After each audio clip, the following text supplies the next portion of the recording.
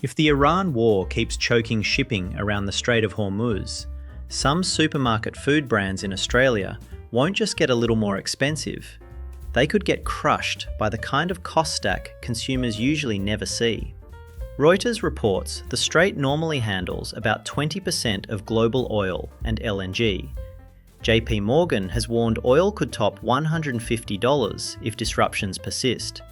And the UN Food and Agriculture Organization said global food prices in March 2026 hit their highest level since September 2025, driven mainly by higher energy costs tied to the Middle East conflict. Reuters is also reporting that shipping routes are being disrupted, logistics costs are rising, and fertilizer prices are being pushed sharply higher. So today, we're breaking down 10 food brands the Iran war could crush with higher shipping costs, ranked from the brands that have some cushion to the brands that look most exposed if this freight and energy shock drags on. Number 10 is Nescafe Blend 43. This is where the list starts with a brand that has some built-in protection, but not enough to stay off the board. Woolworths currently lists Nescafe Blend 43 instant coffee, 150 grams, at $14.50, and the product page says it is made in Australia from imported coffee beans. That line matters. It means the coffee is not arriving as a finished offshore jar, which helps, but the beans still have to come from outside Australia before anything local happens. So even though the product is packed here, it is still tied directly to international freight and imported commodity supply. That is why Blend 43 makes the list, but only at number 10. It has a little insulation because the final blending and packing happens in Australia. But if shipping stays messy and imported coffee beans get more expensive to move, the shelf price can still creep higher very quickly. And because instant coffee is one of those pantry categories where retailers often hide pressure by cutting discounts rather than shouting about a price rise, the first pain may show up as fewer specials rather than a dramatic overnight jump. It is exposed, just not as brutally as the fully imported brands higher up. Number 9 is John West. Now we move from imported ingredients to imported finished food. Woolworths currently lists John West yellowfin tuna slices in spring water, 125 grams, at $3.95. And the product page says the product is made in Thailand. That is a clean example of shipping dependence. The fish has to be caught, processed, packed, sealed, then shipped across borders before it reaches an Australian supermarket. In a period where Reuters says shipping disruption is already raising logistics costs and delivery delays, a brand like John West becomes much more vulnerable than its ordinary pantry status suggests. John West is not higher because canned tuna still has some flexibility. It is shelf-stable, relatively compact, and not as fragile as chilled or glass-packed imports. But it is still a finished product overseas. And that matters more the longer shipping stays expensive. This is exactly the sort of brand where you could see higher everyday prices, fewer promotions, or a bigger gap opening up between imported name brands and local or home brand alternatives. So it belongs on the watch list, even if it is not the most exposed item in the aisle. Number 8 is Ayam. This one is a really good example of how a brand can look pantry safe while still being very shipping sensitive. Woolworths currently lists Ayam 100% natural coconut milk, 270 millilitres, at $4. And the product page says it is made in Malaysia. That means the can, the coconut product, and the finished item are all part of an international movement story before the product even gets to Australia. Coconut milk may not seem like an obvious victim of a Middle East shipping shock, but when freight gets pricier and delivery routes get more complicated, a fully imported canned food like this becomes much more exposed than local pantry staples. Ayam ranks above John West because it is already a relatively high-priced pantry item for what it is.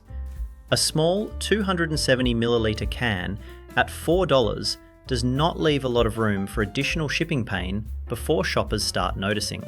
And because Reuters says the conflict is also driving up broader food system pressure through fuel and fertiliser, imported coconut products face both freight risk and wider grocery inflation risk at the same time. This is one of those brands where the product looks simple, but the supply chain behind it is not. Number 7 is Sirena. This is where the exposure becomes a lot more obvious. Woolworths currently lists Sirena tuna in spring water, 95 grams, at $2.95. And the product page says it is packaged in Indonesia from ingredients of multiple origins. That wording tells you a lot. You are not looking at a clean one-country manufacturing story. You are looking at a multi-origin product that depends on seafood supply, processing, packaging, and international logistics before it ever reaches Australia. In a normal year, that is just global trade. In a year when Reuters says shipping routes are disrupted and freight costs are rising, that becomes a clear vulnerability. Sirena sits above Ayam because it is more premium, more origin complex, and more exposed to the kind of price pain shoppers actually notice.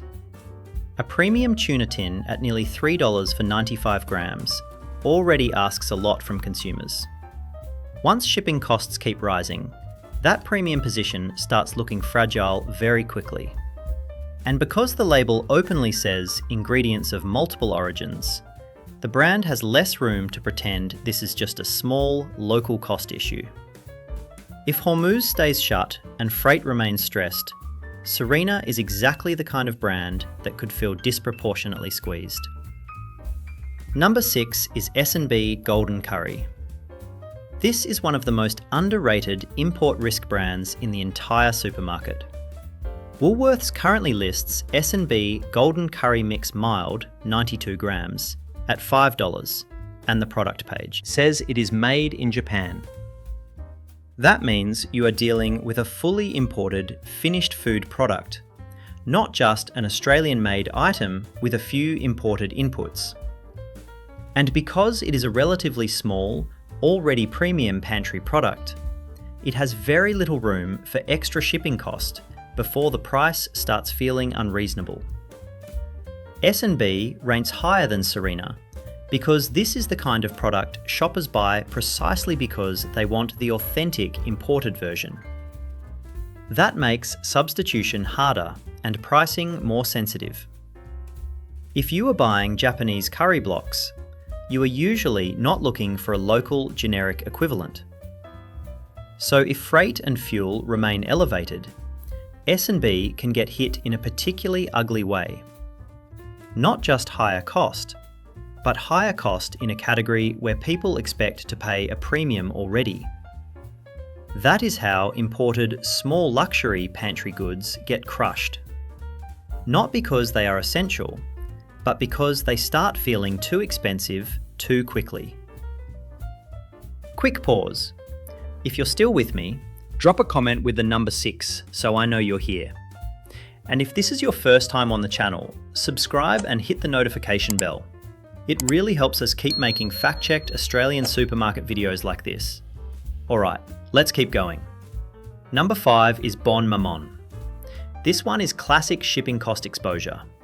Woolworths currently lists Bonne Maman raspberry jam 370 grams at $7.60, and the product page says it is made in France.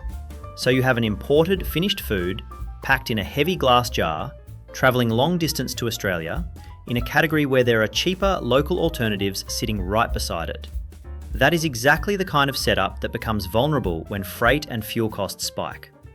Bonne Maman ranks this high because jam is not just about the fruit, it is about the jar.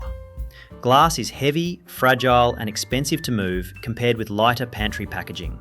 So when Reuters reports that shipping and energy costs are rising because of the Middle East conflict, brands like Bonne Maman start looking much more exposed than shoppers realise. The French origin is part of the appeal in normal times. In a freight shock, it becomes part of the problem. If this disruption lasts, Imported premium jam is one of the easiest categories to see shelf pain show up fast. Number 4 is Lurpak. This is where the ranking becomes much more painful because dairy is already expensive before you add a shipping shock. Woolworths currently lists Lurpak butter block, slightly salted, 400 grams at $10. And the product page says it is made in Denmark from imported ingredients. That is a serious exposure stack. Imported dairy, imported inputs, premium price, and a refrigerated supermarket category where shoppers notice every dollar. Lurpak is not a hidden pantry item. It is one of the most visible premium staples in the whole dairy aisle. What pushes Lurpak this high is the combination of distance and fragility. A dry imported product can tolerate a lot. Imported. Butter already sitting at $10 for 400 grams cannot. And because Reuters says the current conflict is not just lifting shipping costs, but also feeding fuel inflation more broadly, a product like Lurpak can get squeezed at multiple levels before it reaches the shelf. Transport, refrigeration, overseas processing, long-distance distribution, all of it matters. If the strait stays shut, imported European dairy is exactly the kind of supermarket category that could feel crushed by shipping-linked price pain. Number 3 is Barilla. This one is brutally straightforward. Woolworths currently lists Barilla spaghetti 500 grams at $3.50. And the product page says it is made in Italy. That one line is enough to make the case. This is a mainstream pantry staple that relies on finished product moving from Europe to Australia in the middle of a shipping and fuel shock. Reuters has already reported that companies are rerouting cargo, delaying deliveries, and paying more for logistics because of the Middle East conflict. That is exactly the kind of environment where an imported staple like Barilla becomes more vulnerable than people think. Barilla ranks above Lurpak because pasta is a category where shoppers are brutally price sensitive. If an imported butter goes up, some consumers grumble and still buy it. If imported spaghetti starts widening the gap versus local or cheaper alternatives, people notice immediately. Barilla is also exposed in one of the most competitive sections of the supermarket. That matters because a prolonged shipping shock does not just threaten margins. It threatens the brand's ability to stay competitively priced in a category where price comparison is instant. This is exactly why imported staple brands can get crushed faster than premium niche products. Number 2 is Mutti. Mutti climbs this high because the brand identity itself is tightly bound to imported Italian agriculture. Woolworths currently lists Mutti Polpa finely chopped tomatoes, 400 grams, at $2.95. And the product page says it uses 100% Italian tomatoes from certified production. Another Mutti product page for its tomato paste also states made in Italy. In normal times, that is a strength. In a prolonged strait shutdown, it becomes a major exposure point. Reuters says global food prices are already rising because of higher energy costs, and that fertilizer prices have been pushed sharply higher by the conflict. Tomatoes are an agricultural product, and imported tomato brands do not just face shipping risk, they face farm input pressure too. That is what pushes Mutti above Barilla. Pasta is imported finished goods. Mutti is imported finished goods plus a brand story built around one specific agricultural origin. The more the conflict keeps fertilizer, energy, and transport expensive, the more exposed that story becomes. Mutti cannot easily pivot away from Italy without undermining the reason people buy it. So if the strait stays shut and these costs keep feeding through, Mutti is one of the clearest pantry brands that could get squeezed hard from both ends. Farming cost on one side and shipping cost on the other. And number 1 is Bertolli. If you want one food brand that looks like it could get crushed hardest by higher shipping costs if the Strait of Hormuz stays shut, this is the clearest answer. Woolworths currently lists Bertolli extra virgin olive oil originale 750 millilitres at $17.50. And the product page says it is packed in Italy from imported ingredients. That is almost a perfect storm of exposure. You have a heavy glass bottle, a high-value oil product, imported ingredients, overseas packing, long-distance shipping, and a category that is already expensive before the latest conflict even starts doing damage. Bertolli takes the top spot because olive oil is one of those products where every extra freight and energy cost lands on a base that is already painful. It does not need a huge percentage increase for consumers to feel it. It just needs another shove in a category that is already stretched.